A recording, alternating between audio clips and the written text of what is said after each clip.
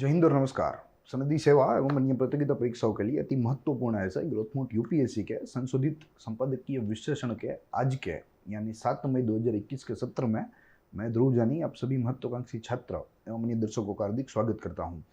आज हमारे newspaper of reference में से 2 न्यूज़पेपर में अच्छे लेख छपे हैं जिनको हमने चयनित किया है, आपके सामने रखने का प्रयास करेंगे। इस सत्र में यानी कि प्रथम सत्र में हम लोग टाइम्स ऑफ इंडिया के एक लेख के बारे में बात करेंगे जो कि क्वाड संस्था के ऊपर आधारित है, तो उसके ऊपर केंद्रित है। क्वाड में क्या क्या पोटेंशियल है उसको उजागर करता है यहाँ लेख है, हमारे लिए परीक्षा की दृष्टि से महत्वपूर्ण है। वैसे ही इन जनरल कोर्स भी यह लेख काफ़ी महत्वपूर्ण है। प्लस दूसरे चरण में हम लोग इंडियन एक्सप्रेस के एक लेख के बारे में बात करेंगे, उसमें देखेंगे कि कैसे ताइवान सबसे अच्छा कोविड मॉडल लेकर पूरे विश्व में आज उभर गया है।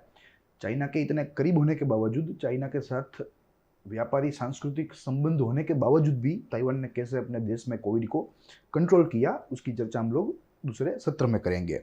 फिलहाल इस सत्र में जैसे आपको दृश्यमान है टाइम्स ऑफ इंडिया का लेख है जिसका टाइटल है द क्वाड्स इकोनॉमिक इंपरेटिव। देखिए आज दिन तक क्या होता था, क्वाड जो संगठन था जो हमें मालूम है 4 देशों से बना है जिसमें यूएस, भारत, जापान और ऑस्ट्रेलिया का समावेशन होता है। हाल दिन तक वे मात्र और मात्र सुरक्षा सहयोग पर ही केंद्रित जो है अपना ध्यान केंद्रित करते थे। आर्थिक सहकार, सांस्कृतिक सहकार उसको नज़रअंदाज किए थे, इन क्षेत्रों के ऊपर ध्यान नहीं दिया था। तो यहाँ इस लेख में वही कहा गया है कि अगर ये 4 देश जो आज सुरक्षा सहकार के ऊपर ध्यान दे रहे हैं, सुरक्षा सहयोग जितना कर रहे हैं, अगर उतना ही आर्थिक सहयोग करें, अगर उतना ही सांस्कृतिक सहयोग करें, तो ये पूरे भूभाग का ये पूरे खंड का, भूमि खंड का जो दृश्य है वो बदल सकता है, वो ट्रांसफॉर्म हो सकता है, ड्रामेटिकली ट्रांसफॉर्म हो सकता है। तो देखेंगे पूरी चर्चा। उससे पहले हम लोग कवर देख ले। देखिए यहाँ कवर में एक प्रतीकात्मक सर्कल बनाया हुआ है, प्रतीकात्मक हाथ है चारों देशों के, जो कि एक प्रकार से सहकार का, क्लोज कोऑपरेशन का इशारा कर रहा है। तो बहुत ही अच्छी इमेज है, इसी लेख की इमेज है जो हमने यहाँ आपके सामने रखने का प्रयास किया है ताकि जो लेख की भावना है वो थोड़ी सुस्पष्ट हो।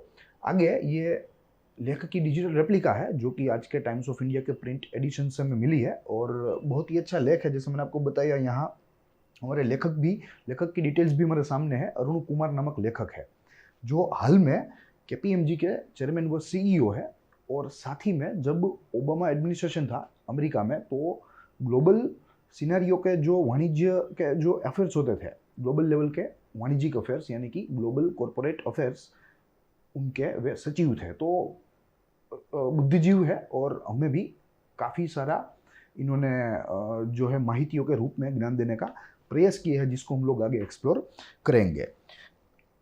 आमतौर पे हमारी चर्चा इन 3 मुद्दों पर होती है। सबसे प्रथम निष्कर्ष की बात करते हैं, निष्कर्ष में लेख के आधार को देखते हैं, उसको तपासते हैं। फिर साथ ही में महत्वपूर्ण बातों में जो कोई माहितियाँ हैं, जो कोई तथ्य है, जो कोई ऐसी बातें हैं जो कि लेखक ने जो है अपने रिसर्च से प्राप्त की हो और हमारे सामने रखी हो, इत्यादि चीज़ों की यहाँ दूसरे चरण में बात करते हैं। और तीसरे चरण में अगर लेख एग्जामिनेशन पॉइंट ऑफ व्यू से इनफ नहीं हो तो हम हमारे इनपुट्स यहाँ रखने का प्रयास करते हैं। मगर अगर आज की बात करें स्पेसिफिकली इस चरण की, तो हमें मात्र और मात्र यह 2 ही चरण में लेख को समझना है, क्योंकि लेख अपने आप में एक संशोधित प्रबंध है, यानी कि एक रिसर्च्ड ऐसे है। ठीक है, तो सबसे पहले हम लेख का निष्कर्ष देखेंगे, उसका आधार देखने का प्रयास करेंगे। फिर बाद में लेखक ने जो हमें महत्वपूर्ण बातें दी है उसको भी देखेंगे। ये बात अलग है कि इन चीज़ों को समझने के लिए मैंने आपके लिए एक स्मार्ट आर्ट का जो है फॉर्म लिया है ताकि समझने में सहूलियत हो, समझने में हमें कोई दिक्कत ना हो। आगे अगर देखें तो अगर इस पर्टिकुलर लेख को सनदी सेवा या अन्य प्रतियोगिता परीक्षाओं के पाठ्यक्रमों के साथ अगर हम लिंक करना चाहें तो जीएस पेपर 2 का इंटरनेशनल रिलेशन का जो खंड है उसके साथ आज का ये टॉपिक बहुत ही क्लोजली रिलेटेड है, बहुत ही इंपॉर्टेंट है, देखेंगे। और उसमें भी भारत के क्या इंटरेस्ट है क्वाड में वो भी देखने का प्रयास करेंगे, भारत को क्या फ़ायदा हो सकता है। जैसे मैंने आपको बताया कि आज दिन तक मात्र और मात्र ये 4 देश सुरक्षा सहयोगी करते थे, यानी कि सिक्योरिटी कोऑपरेशन ही होता था। मगर यहाँ सिक्योरिटी कोऑपरेशन से beyond economic cooperation, cultural, political, technological, तो ये सारे कोऑपरेशन हमें करने हैं और इससे सारे सभ्य देशों को इंक्लूडिंग इंडिया बहुत ज़्यादा फायदा होने वाला है। देखेंगे सारी चीज़ें, निष्कर्ष से हमारी आज की शुरुआत होगी। देखिए, निष्कर्ष में हमें 4 मुद्दे देखने हैं, जिसमें से सबसे प्रथम मुद्दा है जो मैंने आपको बता दिया कि जो यहाँ के लेखक है इस पर्टिकुलर लेख के, वे अरुण कुमार है और KPMG के हाल के वर्तमान चेयरमैन है। वहीं ओबामा प्रशासन में भी उनकी सक्रिय भूमिका रही थी। दूसरे मुद्दे की बात करें तो यहाँ क्वाड को लेकर आशावाद व्यक्त किया गया है। ये बहुत ही महत्वपूर्ण चीज है। क्वाड को लेकर आशावाद व्यक्त किया गया है। देखिए, ये महत्वपूर्ण बात इसलिए है क्योंकि आमतौर पे यह क्वाड को जो अन्य बड़े बड़े समृद्ध राष्ट्र है वे इनको नकारते हैं, इस पूरी आइडियोलॉजी को ही वे एक फेलियर गिनते हैं। तो इसीलिए यहाँ क्वाड को एक आशा की नज़र से देखना वो अपने आप में क्वाड के लिए एक उपलब्धि है। प्लस हमने भी जैसे क्वाड एक बहुत ही आज का महत्वपूर्ण मुद्दा है। प्लस जब से ट्रंप एडमिनिस्ट्रेशन आया तब से वो इंडो पैसिफिक की रणनीति को जो है बूस्ट देने लगे, वे प्रोत्साहित करने लगे। तो उसकी वजह से भी क्वाड एक अति महत्वपूर्ण अंग बन जाता है। साथ ही में आज चीन का क्षेत्रवाद, चीन का साम्राज्यवाद, वो भी इस क्वाड की महत्वता को बढ़ाने में मदद रूप साबित होता है। तो ये सारी चीज़ें हैं, मगर यहाँ जैसे मैं आपको बताया कि कई सारे ऐसा पहलू है कि क्वाड को लेकर क्वाड की टीकाएं भी हुई है। हमने ही हमारे ग्रोथ मोड UPSC के चैनल से ही रिसर्च एडिटोरियल एनालिसिस के तहत 11 मार्च 2021 को जो एडिटोरियल एनालिसिस हमने दिया था उसमें क्वाड की टीका की गई थी।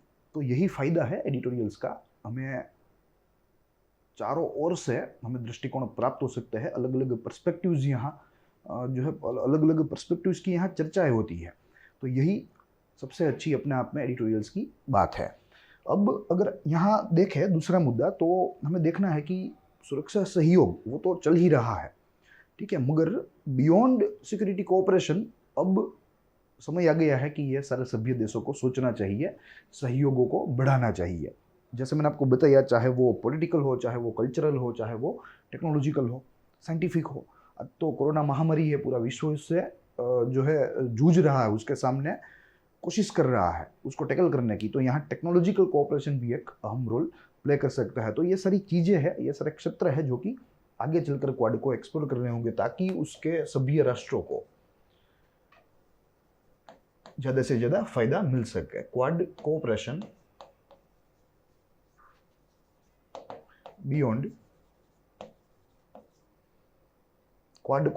Beyond security cooperation.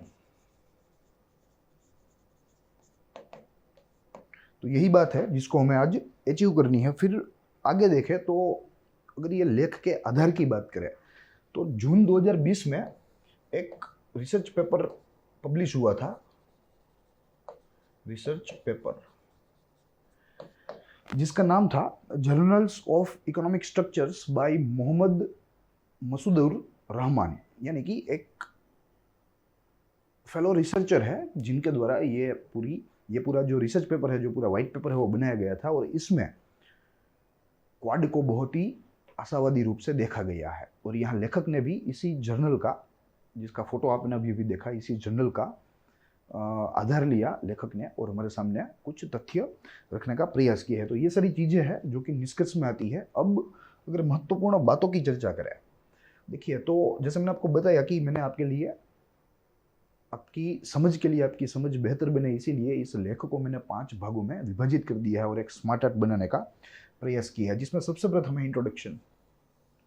फिर बाद में हमें मुद्दा देखना है भारत और US के संबंध।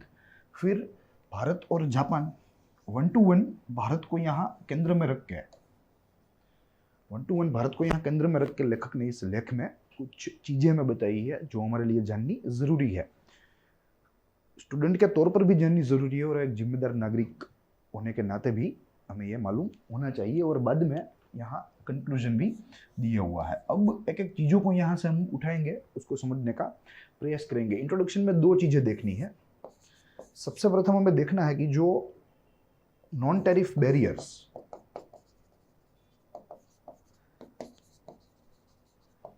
जो आमतौर पे होते हैं अगर आपको एक देश से दूसरे देश में कुछ चीज़ें भेजनी है, वहाँ से कुछ लाना है, तो ऐसे नॉन टैरिफ बैरियर्स होते हैं। तो यहाँ सबसे प्रथम इंट्रोडक्शन में कहा गया है कि अगर इन देशों को आर्थिक रूप से, वित्तीय रूप से एक होना है, यूनाइट होना है, then they need to remove their non tariff barriers. तो इन लोगों को अपने जो बैरियर्स है, आंतरिक सभ्य राष्ट्रों के बीच में जो आंतरिक व्यापार होता है, भारत से यूएस, यूएस से जापान, जापान से भारत, फिर से भारत से ऑस्ट्रेलिया, तो ये ट्रेड में ये जो बैरियर्स है वो खत्म करने होंगे। अगर ये खत्म किए तो सभी सभ्य देशों को, भारत समेत सभी सभ्य देशों को फायदा मिल सकता है। ये फायदा अनेक गुना हो सकता है, जीडीपी इंक्रीज हो सकती है, एक्सपोर्ट इंक्रीज हो सकता है।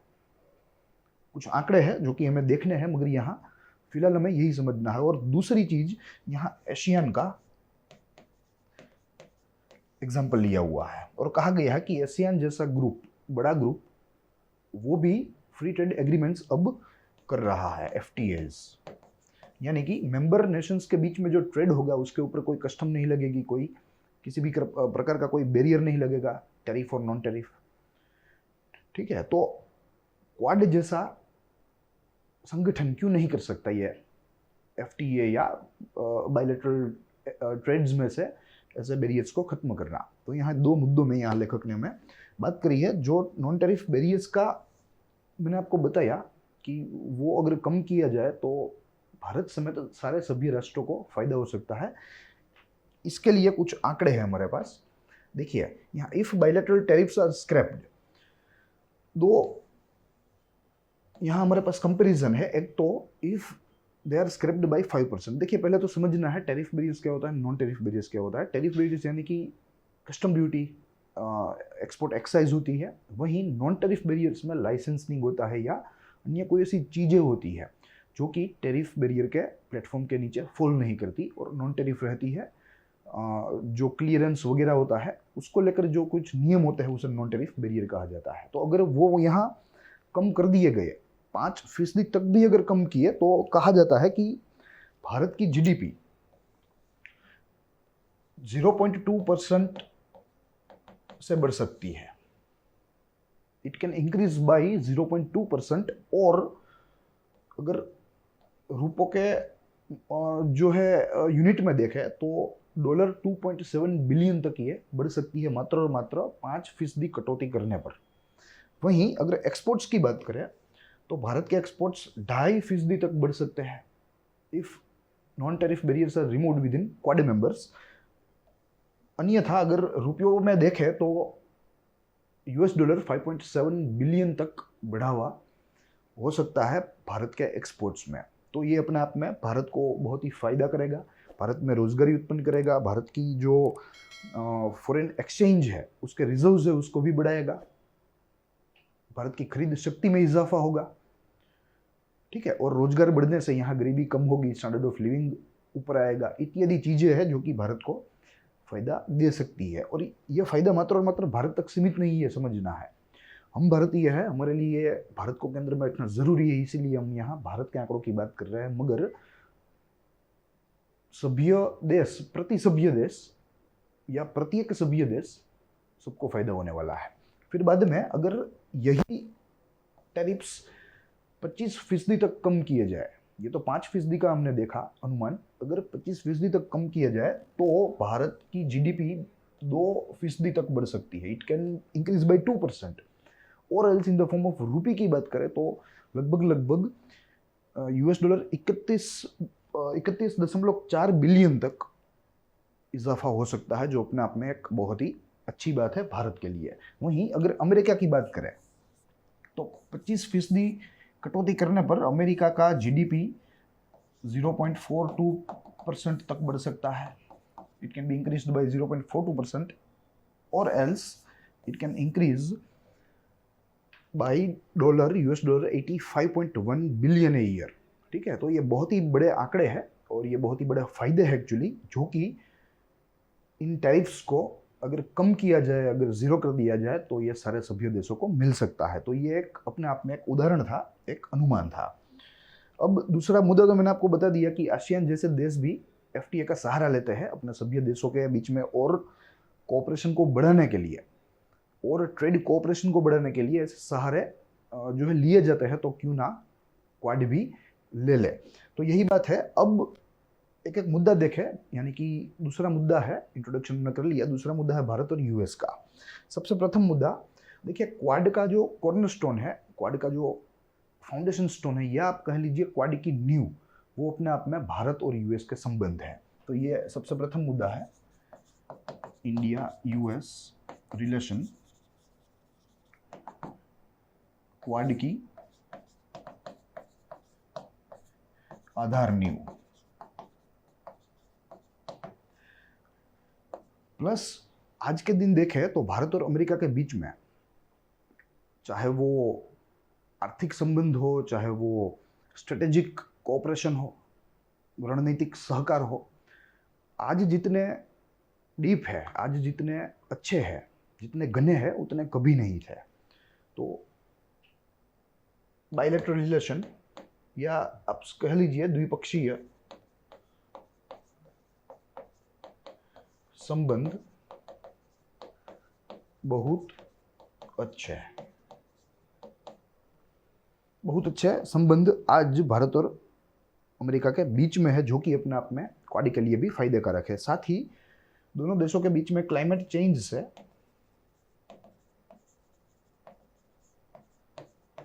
टेक्नोलॉजिकल कोऑपरेशन तक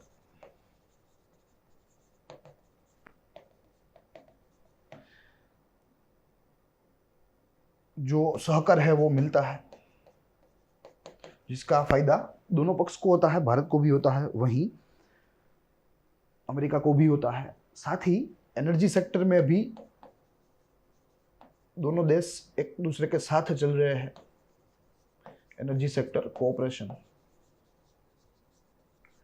जो कि आगे चलकर हमें फायदा मिल सकता है। प्लस यूएस जो है वो भारत की इंफ्रास्ट्रक्चर में भी काफ़ी मदद कर रहा है, इन्वेस्टमेंट कर रहा है, रोजगार का यहाँ भारत में सृजन हो रहा है। तो यहाँ इंफ्रास्ट्रक्चर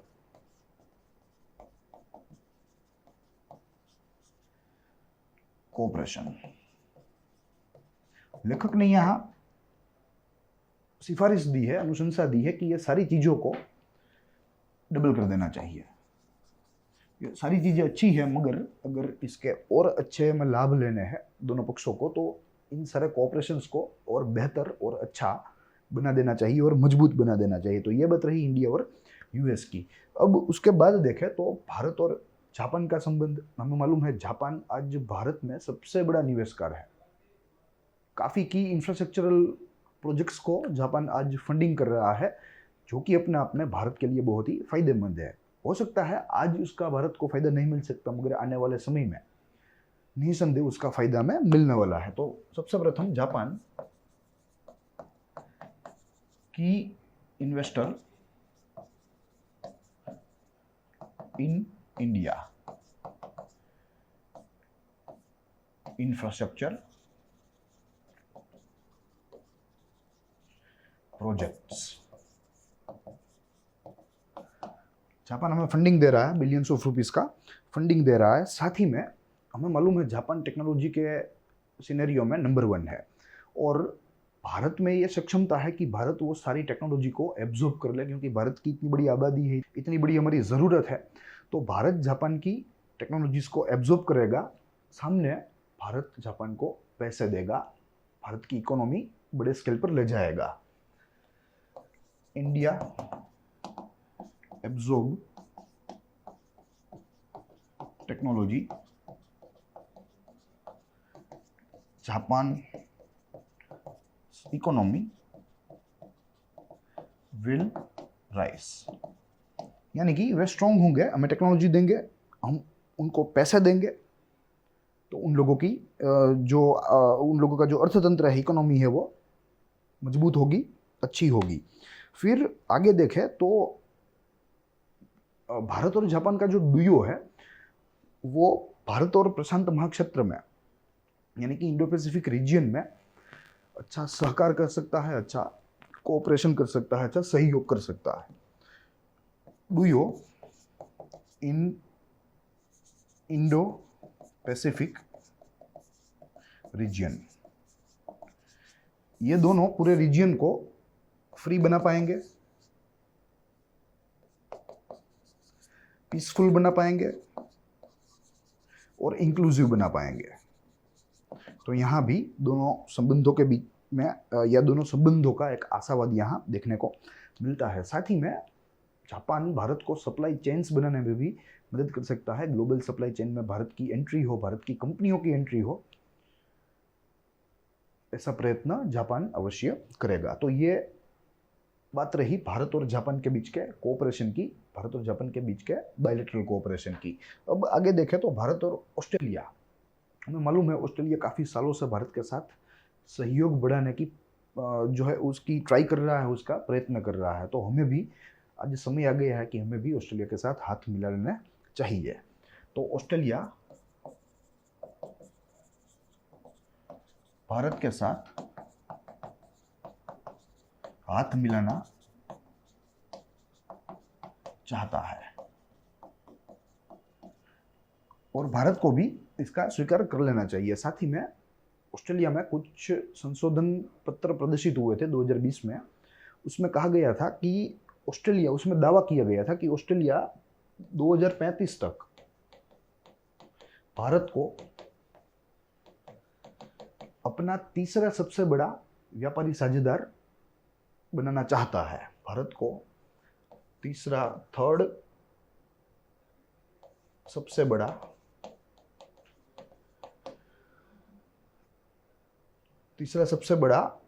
व्यापारी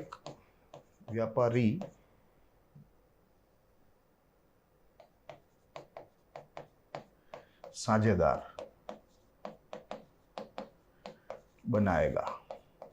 तो ये भी अपने आप में भारत के लिए एक इंपरेटिव समाचार है, एक सकारात्मक समाचार है। साथ ही में रॉ मटेरियल्स, इन्वेस्टमेंट, ये सारी चीज़ें हैं जो कि आज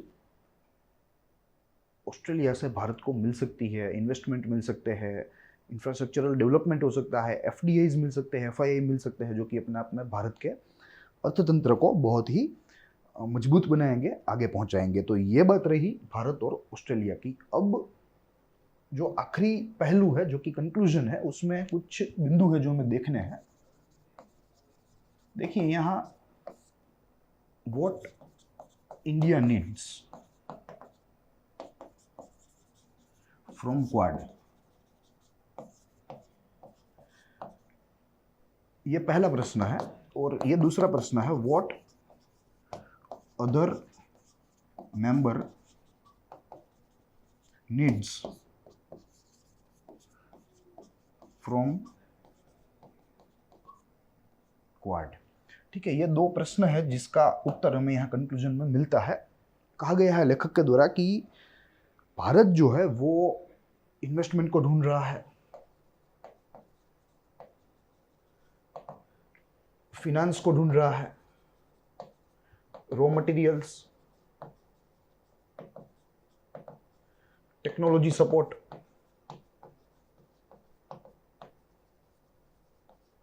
इत्यादि चीज भारत को चाहिए क्वाड से। ये सारी चीजें हैं जो कि भारत किसी ना किसी रूप में डिमांड करता है इस पूरे संगठन से। वहीं जो भारत सिवाय के जो सभी राष्ट्र है, वे लोग डेस्टिनेशन ढूंढ रहे हैं अपने इन्वेस्टमेंट के लिए, फॉर इन्वेस्टमेंट।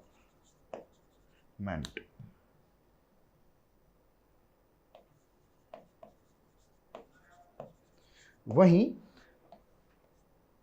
मार्केट एक्सेस भी इन लोगों को चाहिए, क्योंकि इंडस्ट्रियल स्टेट से जापान की बात करें, यूएस की बात करें, तो अपनी चीज़ों को कहीं बेचने के लिए भी उनको बाजार चाहिए। तो भारत उसको बाजार दे सकता है।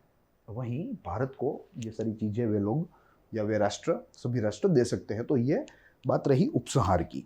साथ ही में अभी ये भी देखना बाकी है कि चीन, साउथ कोरिया जैसे जो राष्ट्र है, उनकी क्या प्रतिक्रिया रहेगी। साउथ कोरिया तो छोड़ दीजिए, वो तो समर्थन में ही रहेगा, मगर अगर चीन की बात करें तो चीन इससे खफा है। चीन को मालूम पड़ गया कि एक प्रकार की एंटी चीन स्ट्रेटेजी है जो उनके खिलाफ चलाई जा रही है, बिना किसी प्रकार का नाम लिए, बिना कोई माहितियाँ डिस्क्लोज की है। तो चीन बट ऑब्वियसली इससे खफा रहेगा, इससे नाराज रहेगा।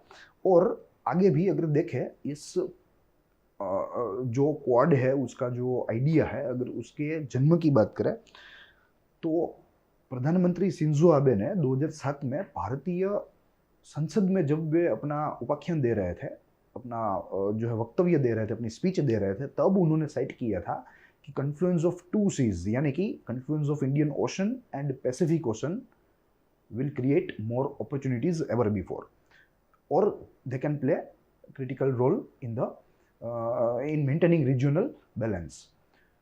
ठीक है, तो वहीं से इसकी अवधारणा शुरू हुई थी और आज ये चार देश जो है वे इकट्ठे हो गए हैं। आज मात्र और मात्र सिक्योरिटी कोऑपरेशन तक इनका जो सहकार है वो सीमित है, मगर यहाँ लेखक ने जैसे अनुशंसाएं दी वैसे इन चारों के बीच में इनका सहयोग जो है वो सुरक्षा सहयोग से पर होना चाहिए, उसी में सारे सभ्य देशों का फायदा है। तो आज इतना ही। अब वक्त है आज के प्रश्न का, जो कि इसी चर्चा के ऊपर आधारित है। जैसे आपके स्क्रीन के ऊपर है, निम्नलिखित कथनों के ऊपर विचार कीजिए। हमारे पास 3 कथन मौजूद है। सबसे प्रथम, भारत जापान के संबंध इस क्वाड की नींव है। दूसरा, ऑस्ट्रेलिया भारत को 2035 तक तीसरा सबसे बड़ा व्यापारी साझेदार बनाना चाहता है। और तीसरा जो कथन है वो कहता है कि 2 समुद्र यानी कि Indian ocean and Pacific ocean के संगम का विचार जापान के पीएम शिंजो आबे ने दिया था वर्ष 2007 में। आपको इन कथनों को पढ़ के, इनके ऊपर विचार करके इनमें से सत्य कथनों को चुनना है। आपके पास ऑप्शन भी है, अकॉर्डिंग टू ऑप्शन ए केवल 1 और 2, ऑप्शन बी केवल 2 और 3, ऑप्शन सी केवल 2, and option D says none of the above. Do comment the correct answer in the comment section. हमारी तरफ से इसका सही जवाब आपको इस सेशन के प्रीमियर होने के कुछ घंटों के बाद मिल जाएगा। I hope you enjoyed the lecture. आप अपना फीडबैक भी दे सकते हैं हमें हमारे कमेंट सेक्शन में। साथ ही में आप आपके डाउट्स जो है जनरल स्टडीज़ को लेकर उसको भी यहाँ पूछ सकते हैं। इस सेशन के जो डाउट्स है रिगार्डिंग दिस सेशन वो भी आप यहाँ पूछ सकते हैं। हमारी तरफ से आपको उत्तर दिया जाएगा। So that's all for today. मैं आशा करता हूँ आपको पसंद आया होगा। अगर पसंद आया हो तो आप हमारे चैनल को लाइक कीजिए, सब्सक्राइब कीजिए, ज़्यादा से ज़्यादा शेयर कीजिए। सो मिलते हैं अगले सत्र में। तब तक के लिए देखते रहिए ग्रोथ पॉइंट यूपीएससी।